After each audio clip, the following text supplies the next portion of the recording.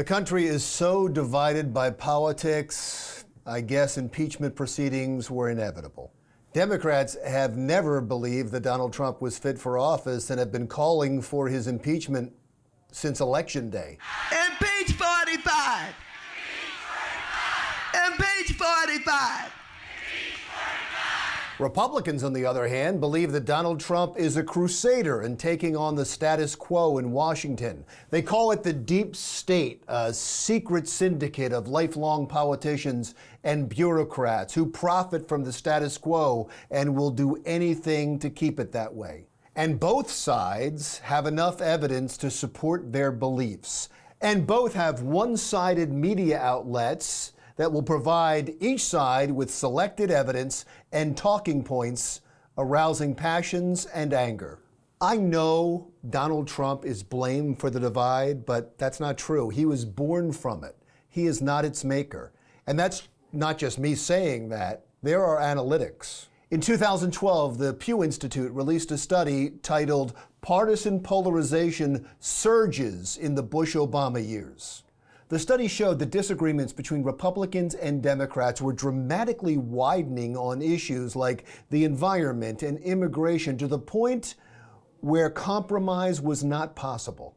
In 2017, Pew updated their study and found that the political divide just continued to widen. And as the divide widened, people grew angrier and more extreme on both sides, and they no longer just disagreed with the other side. They thought the other party was a threat to America, a clear and present danger. And the anger that grows from that divide becomes tribal, and the destruction of the other party becomes paramount. And for some, it's more important than personal relationships, more important than country, more important than any issue.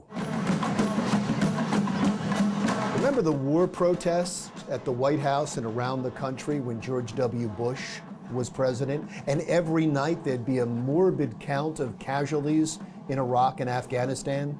Then President Obama came into office and tripled the number of troops in Afghanistan, and the casualties there skyrocketed.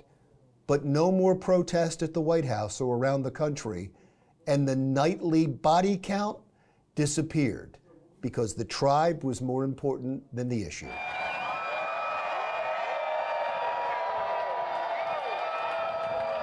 Angry Republicans created the Tea Party that protested at the White House against Obamacare and out-of-control spending that they said would create a budget deficit that would ruin the country for generations. And yet the spending and the budget deficit continued to skyrocket under President Trump, and not a word from the Tea Party or the Republicans. Neither side, it seems, is above hypocrisy to protect the tribe.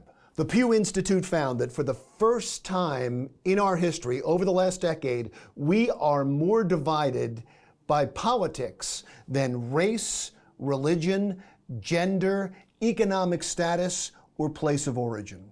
But those who claim that we are more divided now than ever before are woefully ignorant to history.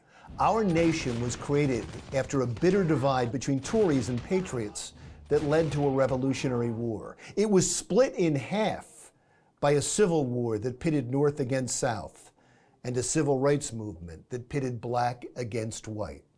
Many people died as a result of far greater divides than we suffer right now, including some of our greatest leaders. But every time the soul of our nation was wounded, but we survived, and we will again. However, I will warn you, it's going to get worse before it gets better. First, impeachment proceedings will further divide our country, and that leads right into the 2020 election when the tribes do battle once again.